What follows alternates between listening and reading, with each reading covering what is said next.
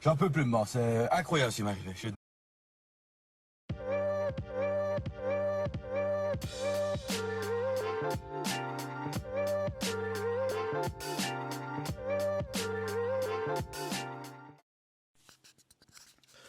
Et bonjour à tous et bienvenue sur la chaîne de l'examen de crypto. Nous sommes le samedi 22 novembre 2025, 9h04, et on va faire le point sur la situation du Bitcoin. Situation du Bitcoin où on va voir ensemble qu'il y a du léger mieux. On va regarder bien sûr les altcoins, on va regarder bien sûr les news et les indicateurs. Allez, gros programme, on démarre directement avec cette cryptomap qui reste encore en majorité dans le rouge. Et même j'ai envie de dire le vert, c'est un vert très très léger. Regardez, c'est du plus 1% à tout casser, il y a du plus... je sais même pas s'il y a un plus 2%. Non, je vois même pas de 2%. Donc ça reste vraiment une poussée, enfin du vert très très très très très léger. Mais bon, on va regarder ensemble que potentiellement on a des zones effectivement d'attention ici. Allez, on va regarder tout ça en détail au travers de cette vidéo. On démarre directement avec les news.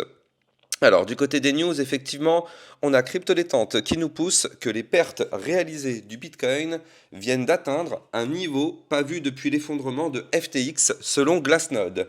Pression extrême, mais souvent ces zones marquent des fins de capitulation.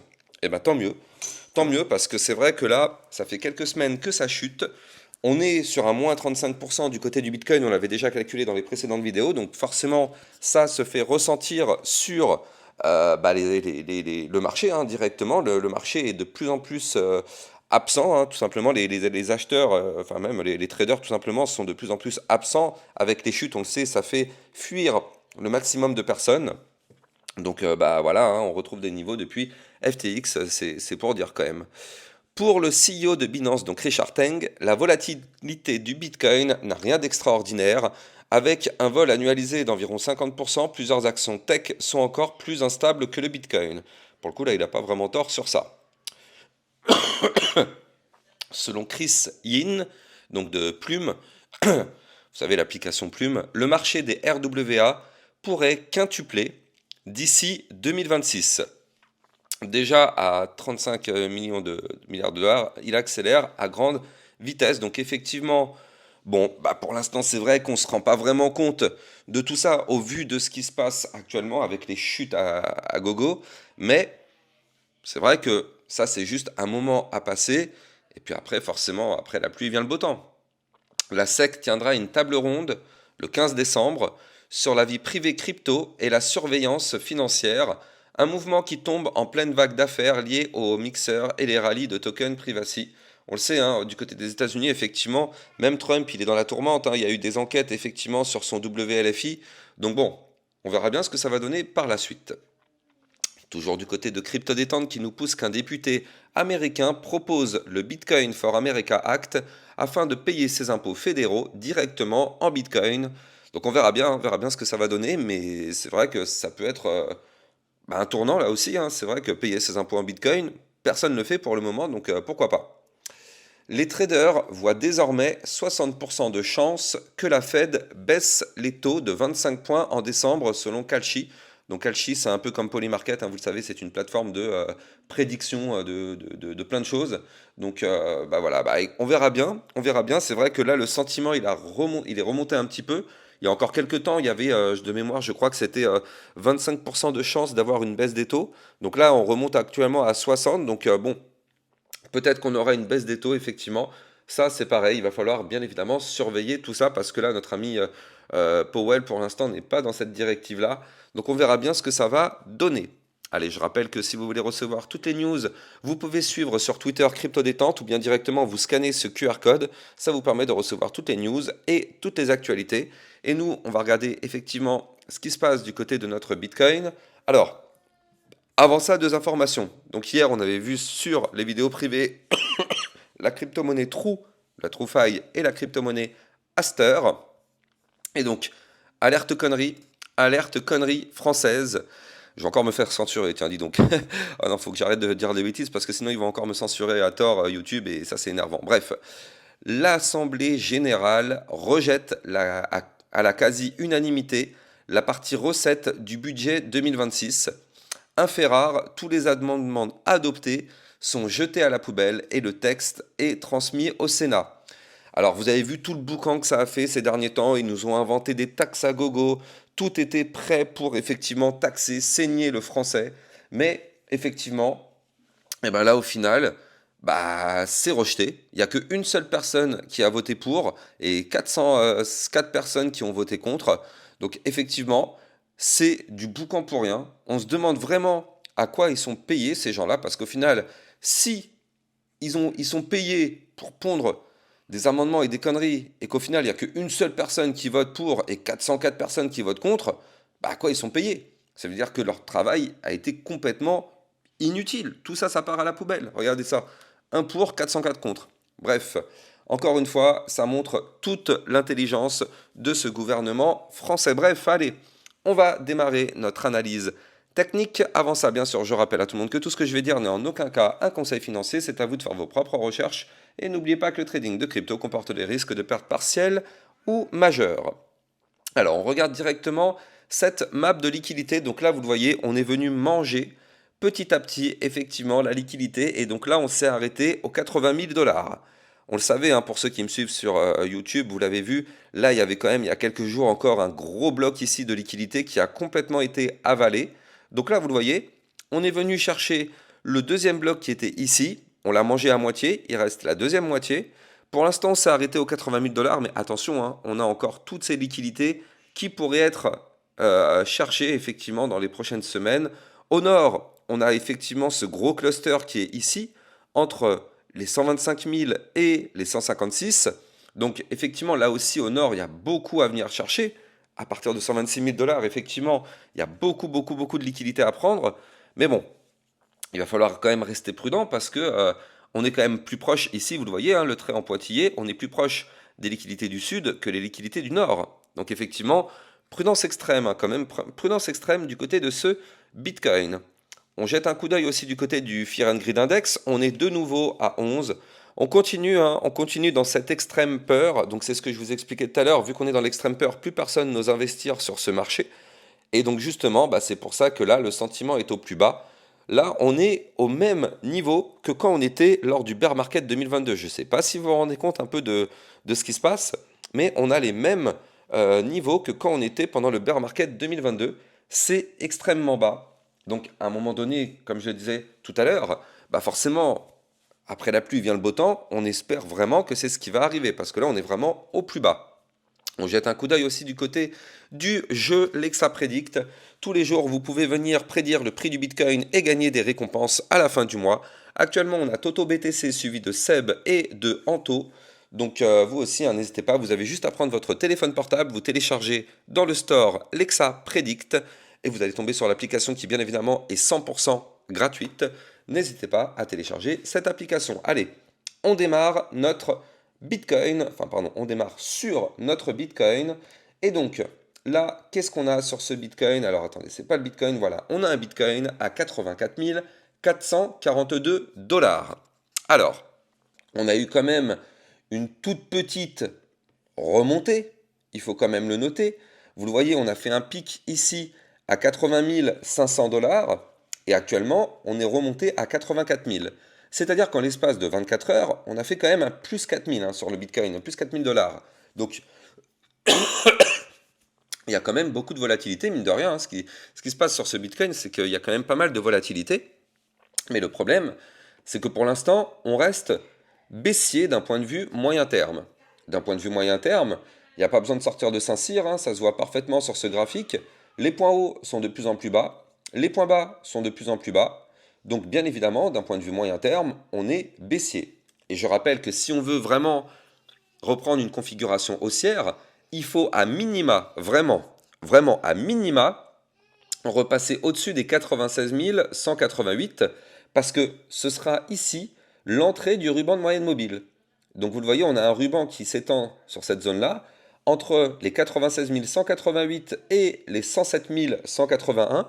Donc il faut à minima récupérer les 96 188 pour avoir l'espoir de casser ce ruban par le haut. Et je rappelle que tant qu'on est en dessous ou à l'intérieur du ruban, on ne sera pas haussier. Il faut absolument récupérer le ruban si on veut reprendre de la force. Donc, vous l'avez compris, on en est très loin. D'un point de vue RSI, on continue de descendre. Regardez, on est actuellement à 22,63. Hier, on était à 22,83. Mais regardez, carrément, hein, c'est rouge. Carrément, hein, le graphique nous l'indique ici. Vous le voyez, on est dans le rouge. On est dans le rouge. On est en zone de survente majeure. Et oui, donc là, du côté du Bitcoin, ça ne veut pas dire qu'on ne peut pas aller plus bas. Attention, ne soyons pas naïfs. Le Bitcoin est actuellement dans la zone de survente. Alors on le sait, cette zone, normalement, c'est une zone de rebond. Ça ne veut pas dire que le bull run va reprendre. C'est une zone de rebond. Ça veut dire que là, on peut très bien, par exemple, passer de 84 000 $ par la suite. Quand je dis par la suite, c'est pas là dans les 5 minutes. Ce sera peut-être dans les prochaines semaines. Mais en tout cas, on est dans une zone de rebond. Et ça veut dire qu'on pourrait effectivement passer, par exemple, de 84 000 à pourquoi pas à 95 000, peut-être même 100 000 ou encore 105 000 $.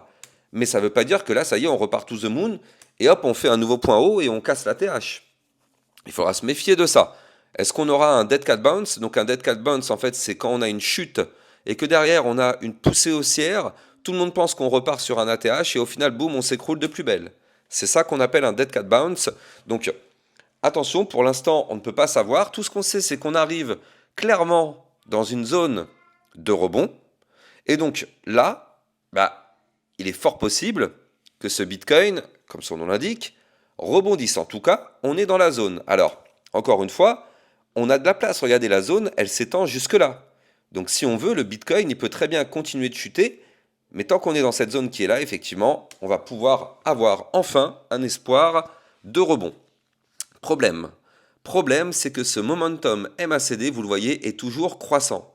Et ça, on n'aime pas. Ça, on n'aime pas parce que tant qu'on n'a pas amorcé une phase décroissante, et je préfère vous le dire tout de suite, ce n'est pas notre cas, tant qu'on n'a pas amorcé une phase décroissante, malheureusement, on reste dans une situation délicate.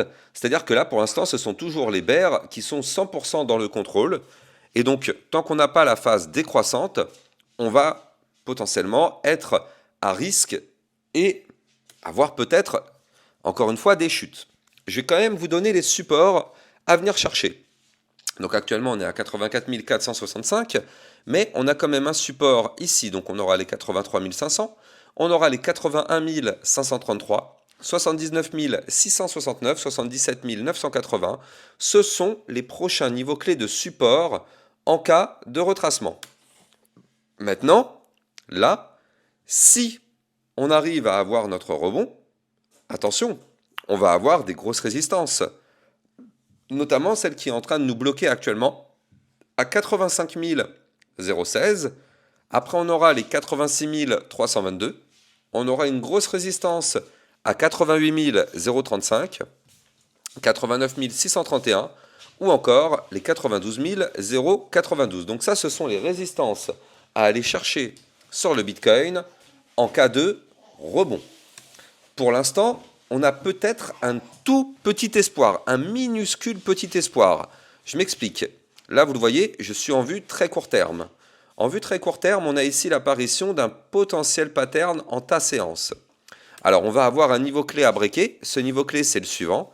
85 565. Si on break ce niveau clé, alors potentiellement, le Bitcoin pourrait aller chercher les résistances dont je vous parlais avant, notamment les 86 322 ou encore les 88 035, voire même les 89 631. Ce sont les prochains niveaux clés à aller chercher si et uniquement si on valide la ta séance. Elle est là, elle est en court terme. Est-ce qu'on va réussir à la valider? Moi, j'en sais rien. Vous n'en savez rien. Personne ne peut le savoir. Tout ce qu'on sait, c'est qu'elle est bel et bien là et qu'effectivement, elle pourrait nous aider à remonter en cas de validation. Donc on va bien évidemment surveiller tout ça de près sur le Bitcoin parce que au bout d'un moment, comme je l'ai dit tout à l'heure, on arrive dans des zones de survente. On est clairement dans des zones de survente. On s'attend quand même à un petit quelque chose bientôt. Donc affaire à surveiller. Allez, on va en profiter pour jeter un coup d'œil du côté de l'Ethereum. Alors du côté de l'Ethereum, on est posé pile poil sur un support important. Pour ceux qui me suivent sur YouTube, il n'y a pas de surprise, on y est. Alors avant de continuer, je rappelle que vous pouvez trader les crypto-monnaies sur Bybit Europe, la plateforme de trading européenne qui vous propose, grâce à mon lien de parrainage, un bonus qui est hyper intéressant. Ça, c'est en fonction de votre dépôt. Plus le dépôt est élevé, plus votre bonus sera élevé. Et je rappelle que pour être éligible à ce bonus, il faut faire au moins un trade sur la plateforme. Vous avez le lien en description de vidéo. Alors du côté du Bitcoin, de l'Ethereum, là vous le voyez, on est posé ici sur le support des 2723 $. Donc effectivement, c'est un support qu'il ne faut pas breaker. Tant qu'on est au-dessus du support, on a là aussi un espoir de rebond. C'est un support qui pour l'instant est soutenu depuis 48 heures. Est-ce qu'il va continuer d'être soutenu? Ça, on n'en sait rien. Malheureusement, du côté de l'Ethereum, souvenez-vous, il y a quelques jours, on avait un espoir de divergence haussière. Je préfère être franc avec vous, cet espoir n'existe plus. C'est-à-dire que là, on avait formé ici un point haut plus haut que le précédent, sauf que là, malheureusement, au vu des datas qu'on est en train de faire, on a fait un point bas plus bas que le précédent. Donc la divergence haussière n'existe plus. Donc là, si on veut reprendre de la force, il faudra absolument s'appuyer sur un rebond ou un pattern en double bottom ou une tasse séance, quelque chose comme ça. Effectivement, il va falloir s'appuyer sur ce type de scénario-là parce que malheureusement, la divergence haussière n'existe plus. Donc là, on est posé sur le support des 2723. On espère vraiment que ce support va être protégé. Si jamais ce support vient à lâcher, on en a un autre à 2555, 2465 ou encore 2343. Donc vous l'avez compris, ça pourrait faire mal. Mais là encore, sur l'Ethereum, on est dans la zone de survente. Donc là aussi, c'est pareil que le Bitcoin, on doit s'attendre effectivement enfin à une réaction. Donc on espère qu'on va l'avoir, cette réaction, mais elle dépendra bien sûr du Bitcoin. Tant que le Bitcoin n'aura pas repris de la force, malheureusement, les altcoins seront un peu dans la panade. Allez, n'oubliez pas, effectivement, vous le savez, de vous abonner sur la seconde chaîne YouTube. Vous le savez, j'ai deux chaînes YouTube, donc l'Hexamoon Crypto et l'Hexa Crypto. Vous le savez, YouTube m'a censuré à tort ma première chaîne. Donc là, je suis bloqué pendant encore quelques jours. Donc ça se passe maintenant sur la chaîne YouTube secondaire qui s'appelle l'Hexa Crypto. Pour la trouver, vous allez dans la recherche YouTube, vous tapez l'Hexa Crypto. Et ici, dans la section filtre, vous cherchez par chaîne et vous allez tomber effectivement sur la deuxième chaîne. N'oubliez pas vraiment de vous abonner, c'est extrêmement important, comme ça vous êtes sûr de ne rater aucune de mes vidéos. Et surtout, n'oubliez pas de venir me suivre sur Twitter parce que c'est là-bas que j'avais communiqué à propos de ce changement de chaîne. N'hésitez pas aussi à me suivre sur Twitter pour recevoir effectivement toutes mes informations. J'espère que vous avez kiffé la vidéo, n'oubliez pas de liker, commenter, partager. Abonnez-vous à la chaîne YouTube comme je vous le disais, c'est important. Et je vous souhaite une bonne journée, je vous dis à plus tard, ciao ciao. Bitcoin, Ethereum, you know the drill. Lost it all but came back with the skill. I lost it all but now I'm back. Crypto millionaire, that's a fact. Diamond hands through the crash. Now my wallet's looking stacked.